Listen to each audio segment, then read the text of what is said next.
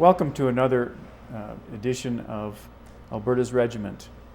My name is Captain Don Gerling, CIC Army, and with me today is Lieutenant Colonel retired Robert McKenzie, and our special guest today that we are interviewing is Mr. Eldon Wells, who is currently the president of the Robinson No. 17 Branch Royal Canadian Legion here in Medicine Hat. Welcome, Eldon.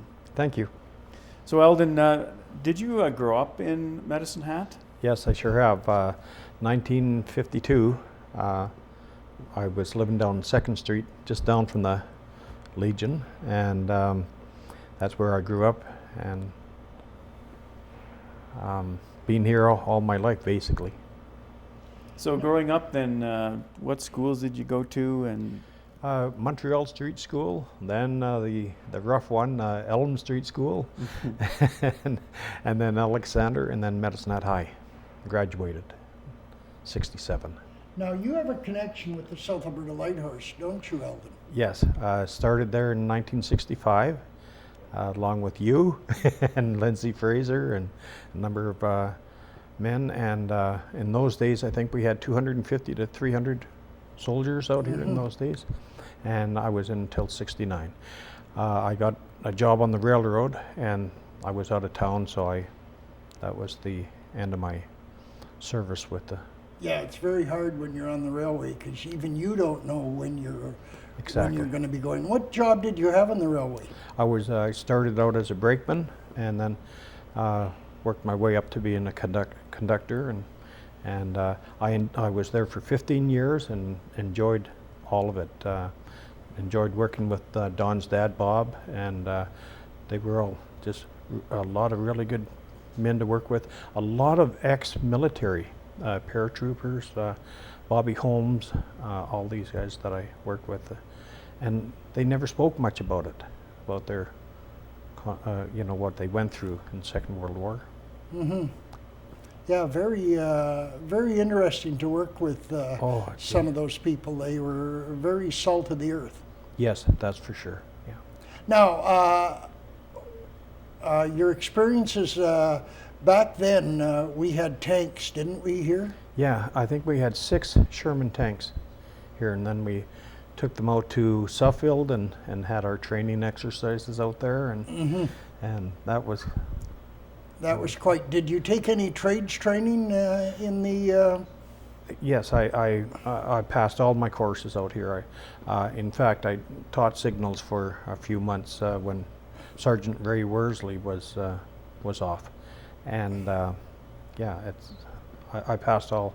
There was signals, D&M, which is tanks. Driving. Yeah, driving, Yeah. and then gunnery.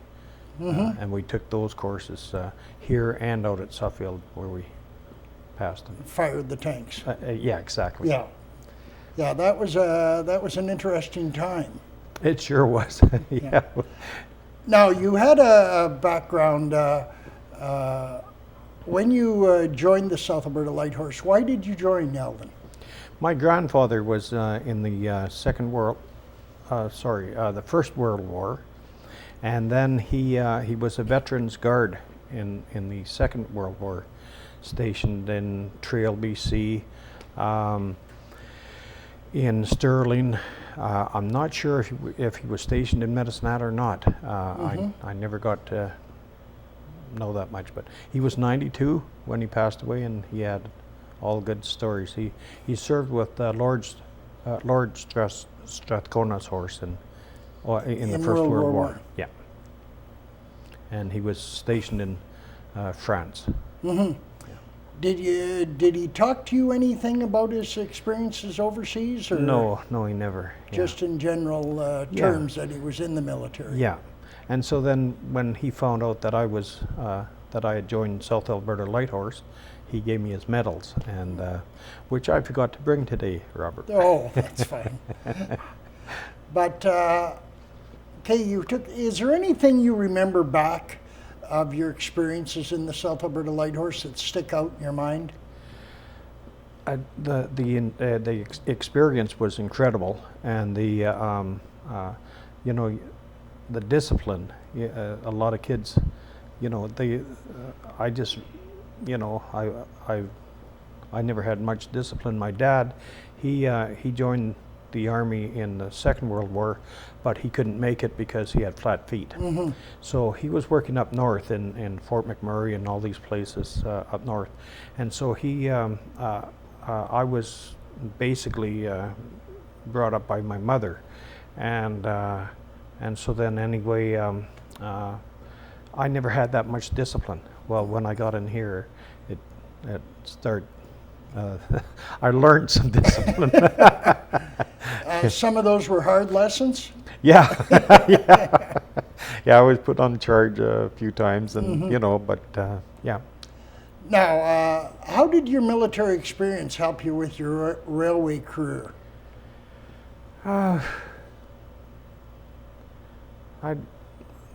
It's just the experience, I guess, and growing up. That would be about it. I'm not sure.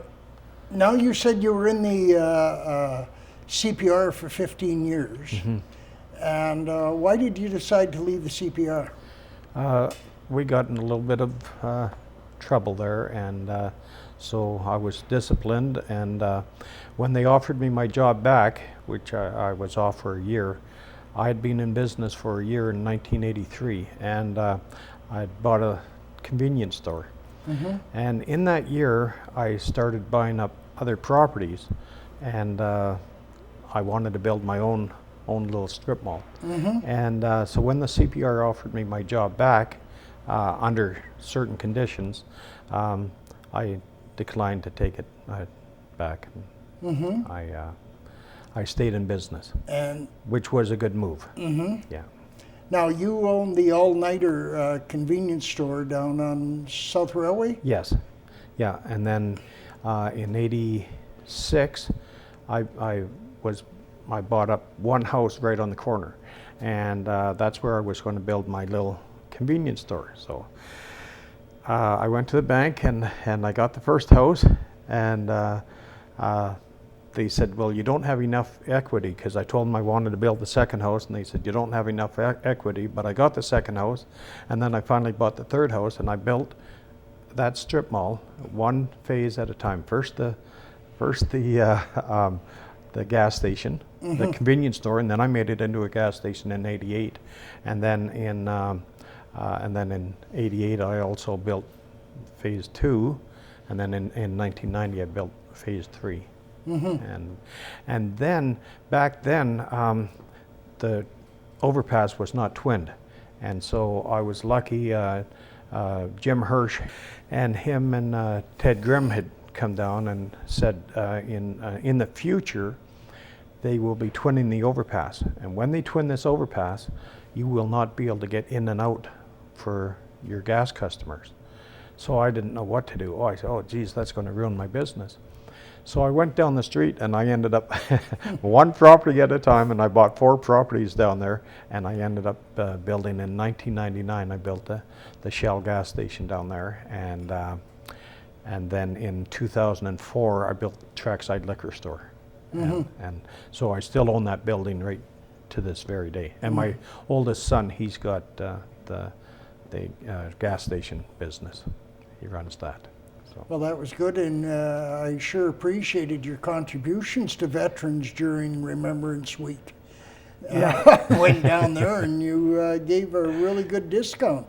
Yes. Appreciate that. Yeah. Well, you know, it's giving back to the community. The community has been so good to my family and myself, and supporting us all these years in business. And that's really great. Now, you're a member of a few organizations in town, Eldon. Yeah. Yes. And can you go into that? Yeah, it keeps me out of trouble. Anyway. Well, that's what your wife says, anyway. Yeah, that's right. In 1993, I joined the Masonic Lodge, and in the year 2000-2001, I was the District Deputy Grand Master. I was Master of my lodge three terms, And then I moved on into the Shrine, and no, in 1990 I joined the Masonic. In 93 I joined the Shrine. And then in the year 2000 they sent me down to Tampa as membership chairman. And so then in 2003 they asked me if I'd wanted to run for a position on the divan up in Calgary. And What's the divan? it's the top 5 guys. So the divan consists of the potentate, which is the chief executive officer. The next in line is the chief Rabban, assistant Rabban, high priest and prophet, and oriental guide. So you work your way up. So each year you go, you move up, and then by the time you get to the 5th year, you're supposed to know everything. And, and so in 2010, I was the potentate of LSR. Now there's been, in 1949, Bill Ewell, I think Bill Ewell's uncle, was the potentate. That was the first one, and then Ed Jakubowski in 2009, and then myself in 2010. The only 3 from Medicine that have been That have worked their way potentate, up. yeah. But you're still heavily involved with the Shrine Children's Hospital too. Yes, I'm I'm the hospital chairman in Medicine, and I take all the children with disabilities and that down to Spokane Hospital in southern Alberta. Brooks, Tabor, Lethbridge. Do you drive them down? Yes, I drive them down, yeah. And so you're one of the behind-the-scenes workers that people very rarely come in contact. Do you stay down there with them when they're taking their treatment, or? Yeah, it's usually a 2-day trip, sometimes a 3-day trip. But usually we can take them down that day, and then the next morning they're in the hospital. And if they get out that day, then we head back. And so we can. So you take the children and their parents down. And their parents, yes, yeah. So, and the Shrine pays for everything. So. And what sort of disabilities do they treat down there? Oh, it's there's numerous. Basically, in Spokane, it's more. The disabilities would be with Or medical problems. Yeah, like bones and that. The other ones, like in Cincinnati, that's the top one for burns and that. And we had a young boxer from our boxing club that he went down there. So when you take the children down to Spokane, like you said, the Shrine pays everything. Their transportation, their accommodation, food, and their medical treatment. And are there very many that go down each year? It's not as many as it used to be. I used to do maybe 8 trips a year, and now I don't do that many, 2 to 4. So.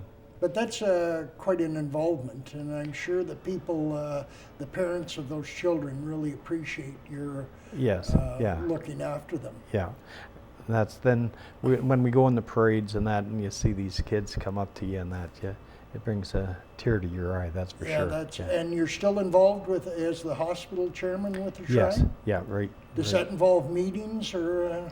No, my boss is in Calgary, and he just phones me up and tells me when I have to. When you have to do things, yeah. Which is a good job to have. Yeah, that's for sure. You don't have to make the big decisions. That's right. But if a person in this area contacts me, I send the forms. I fill out the forms and take the forms to the patient and their parents, and we do kids right from when they're a baby right up to age 18. And once you're over 18, we don't. But so I do all that work, send all those forms up to Calgary, and then Calgary decides when and when we can make an appointment down in Spokane, and that's the closest Shriners Hospital is in Spokane. Younger years, you were pretty athletic, I understand, a bit of a hockey player, and also the boxing club. Yeah.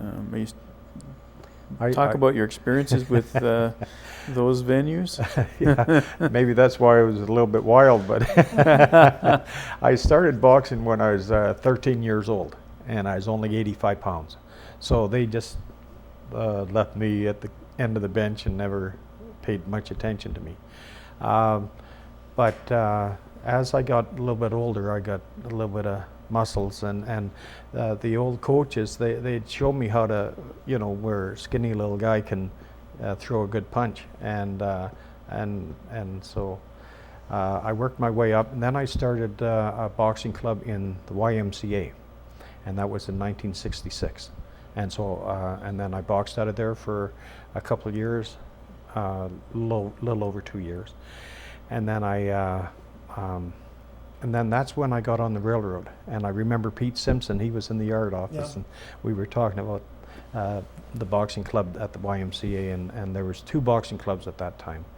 And then Ev Nyman, that was in 68, 69. Ev Nyman, he started the Medicine Boxing Club in 74, but he had his own boxing club. And I don't know where they were boxing out of, but I remember I was supposed to box, Ev lined it up that I was supposed to box with Danny Nyman, and but it never did happen. A good thing for me, I guess. So you boxed for a while, and then you decided that you didn't like getting beat on? That's when I went into coaching. Yes. And how many kids have you worked with throughout the years in boxing? Oh, geez, hundreds and hundreds. Hundreds? Yeah. I was still coaching right up till 8 years ago, and we had up to 32 kids in a class at Bill Page's boxing club. At each year, so you worked for 32 times many years. Yes. Yeah. Yeah. So. And the thing is, you've seen all kinds of kids. You've seen kids that were from split families and had a chip on their shoulder, and you worked with other kids that were just very skilled boxers, But I could talk to the ones that were, had a little bit of a chip on their shoulder, and I was good with those kids. Because you went through that. Sort of went through that, yeah. So you're working with kids again behind the scenes, because boxing isn't advertised too much in Medicine Hat, and you've worked with them and helped a lot of kids throughout the years. Do you ever have kids that you work with come back and talk to you? Yes, they come into the store if I'm down the store, and and that's really nice. They'll come up and say, I remember you, and and so that's really. So what does boxing teach children?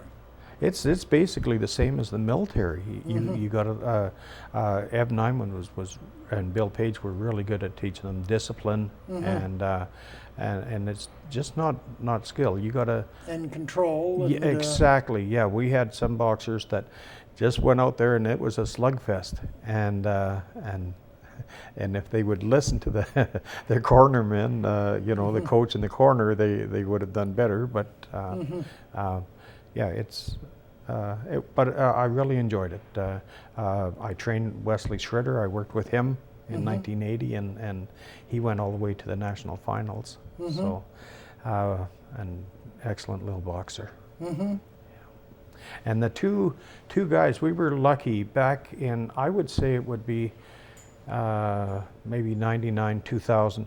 We got first it was Gino Naderi, and he was the heavyweight boxer for Canada, heavyweight champ 4 times, I think. And Trevor Stewartson, light heavyweight. And those guys brought our boxing club up to another level. They really taught us coaches how to coach better, So. What, they would go away and get instruction at a higher level? When they came to Medicine Hat, they had so much experience. We never had that kind of experience. So they've been all over already. One had 162 bouts before he came to Medicine Hat. So, and they'd been around. I mean, like Australia, over in Europe, all over the place they've been, and so they really helped our boxing They had club the out. background, and, Yeah. and they were willing to pass it on and help you guys. Exactly, yeah. So that brought our boxing up a lot. So And the introduction you had, you're now president of the Royal Canadian Legion, yes, Robertson Memorial Branch. yes, I've been a member there for 47 years. Mm-hmm. It's we've really done a lot of work. We got an excellent executive, and that is working together, and yeah, it's something that I really enjoy, and it's wearing me out though. But Well, I know you put in a lot of time, and it's your anniversary last year, or is coming up? actually, January 16th. Of 2017 will be our 90th anniversary. It's the 90th anniversary for most of the legions across Canada. We applied for ours in 1916. Mm-hmm. Or no, 1926 maybe. Geez, now I got myself. 1926. 1926, and but we never got our charter until January the 16th 16. of 1917 or 1927. I think that's how it works out. Yeah. So Are there branch numbers, like branch 17, is that in the Alberta? yes, Okay, yeah, that's provincial. yeah, Yeah. so you were the 17th branch in Alberta. Right. Yeah. Redcliffe is number 6. Yeah. No, well, Yeah. that's interesting. Yeah, Is that the one you belong to? Or you belong no, to? no, Okay. You. no, I belong to 17, Okay. yeah. Yeah. So that's been. I just got on the executive 5 years ago, and but yeah, I also belong to the Kiwanis. I joined them in 2010, and I really enjoy working with Ken Sauer, and there's so many great people in the Kiwanis, and it's an excellent service club too. And I got on as a volunteer with the Stampede Board in 1993, and George Fisher and Bobby Fisher signed my papers to be a director shareholder in 2004. And so I'm still with them. So you're heavily involved in volunteering throughout Yes. Medicine Hat. Yeah. And I bet you it's what a lot of people don't realize. A lot of times you see people in singular roles. For example, a lot of people know you're president of the Robertson Memorial Branch, but they probably didn't know your other great involvement with volunteerism around Medicine Hat. Yeah. That's yeah, and it's something that I enjoy though. It keeps you young. Yeah. Don't become a couch potato sitting at home and that. But and if you enjoy it and giving back to the community, that's what counts. So Eldon, just ask you a little bit about next year from the All right. Legion's perspective. Mhm. Being the 90th anniversary, is there any special events planned that would be of interest to our viewing audience? That you would like to Like Sheila Donner, I think we're going to have that celebration, 90th celebration again in March, and she's planning. She's our in charge of events, and besides Poppy, she's in charge of the Poppy committee too, Poppy campaign. Her and Lorraine Lozo do a terrific job.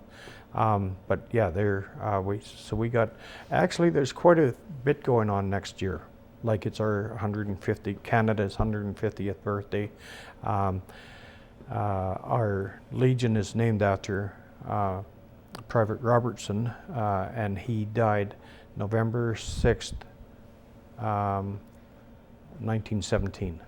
So that's 100th anniversary for him.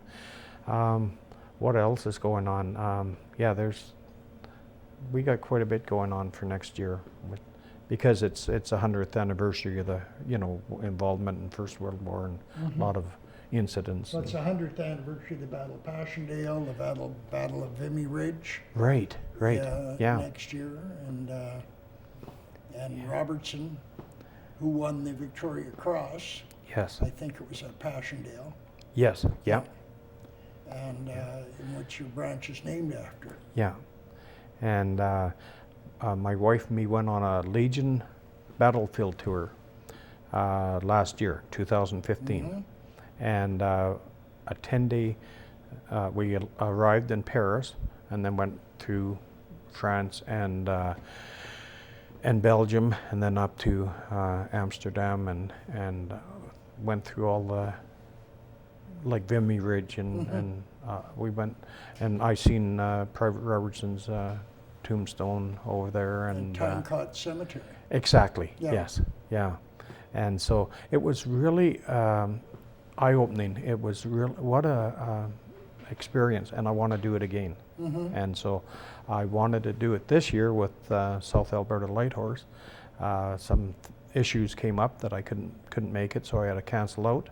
But we are going to go on the next one. We plan on That's doing that. 2019. 2019. Yeah. All right. October. October. Yeah. Okay. Yeah. See, that's a good time, I think. Yeah. In the summertime, it's we're, we got the stampede, we got the Yeah. cash draw and everything. It's Yeah. so, yeah. So I really enjoyed that. It's a learning experience going on that, and geez. What stuck out in your mind being over in Europe and? What these poor Canadian men must have went through. Mm-hmm. It was like a lot of them, as you know, they were thinking that they'd be back by Christmas time, Mm-hmm. and they just went over there and basically were, what they went through was just terrible. Mm-hmm. It really, each time that you went to one of the museums and that you had tears coming down Mm-hmm. your eyes. It was really something. What these poor men have gone through, and women, Mm-hmm. One thing that struck me is how small the battlefields were. I always assumed the battlefields were enormous. Exactly. Yeah. And the area that so many men died is actually a very small area. Yeah. Yeah. Yeah, that I found amazing. Yes. Yeah. It's and I know. Yeah. That's. You go to Beaumont Hamel and Yes. and, Yeah. I mean, you can see the whole Yeah. battlefield Yeah. Exactly. Yeah. from one location. Yeah. Yeah. They tell stories about each of them, the Germans and the Canadians singing, or Allies singing Merry Christmas songs and that, and you could hear each other. So it's Is there anything else you would like to say to our viewers, Eldon? Just that with the experiences that I've gone through in life with South Alberta Light Horse, terrific experience, and